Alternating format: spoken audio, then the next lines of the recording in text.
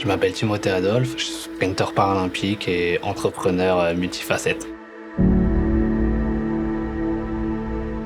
Je fais partie de ces personnes qui sont nées malvoyants et par différents incidents, parce que j'étais un peu casse-cou, fait que j'ai perdu totalement la vue à l'âge de 19 ans.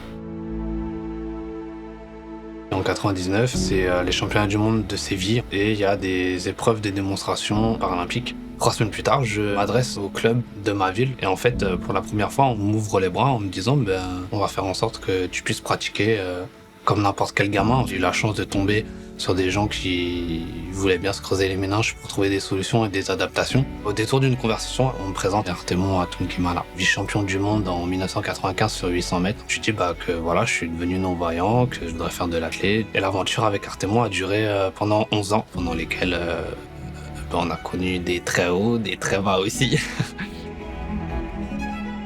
La synergie entre l'athlète et le guide, c'est pas juste on court l'un à côté de l'autre et on essaye d'être synchro. En fait, l'idée, c'est de trouver la plus grosse efficacité de course du binôme. J'ai plusieurs guides, les principaux qui sont Jeffrey, Bruno et Charles. On travaille tous ensemble au quotidien. Quand j'ai perdu totalement la vue, je me suis rendu compte que le jeu vidéo qui était un domaine dans lequel l'accessibilité était inexistante. Donc on a décidé de faire le premier jeu mobile, grand public, accessible à tous.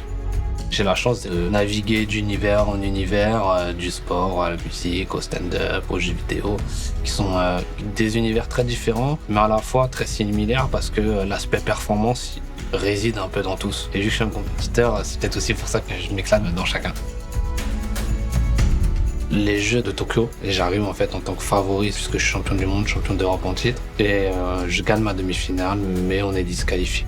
C'est une frustration immense, il a fallu rebondir parce qu'il y avait encore le 100 mètres derrière. Je crois qu'il était inconcevable dans ma tête de rentrer de Tokyo sans rien, comme ça s'était passé à Rio. On m'aurait dit que j'allais faire 10,90 et l'argent sur le 100 mètres, j'aurais signé en fait.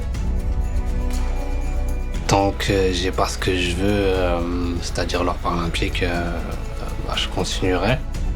On est sur 2 années très riches et très importantes puisque déjà on a les championnats du monde à Paris dès cette année. Puis évidemment les Jeux paralympiques où on va essayer d'aller chercher le grec et d'aller battre son record du monde.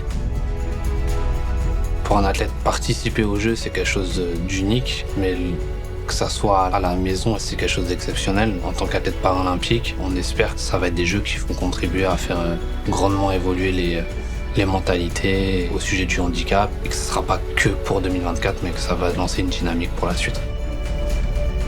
J'ai toujours été éduqué dans le sens où ça ne sera pas un frein, ça sera plutôt une force. J'ai une phrase moi, qui me suit depuis toujours, c'est « Ne rêve pas ta vie, mais vis tes rêves ».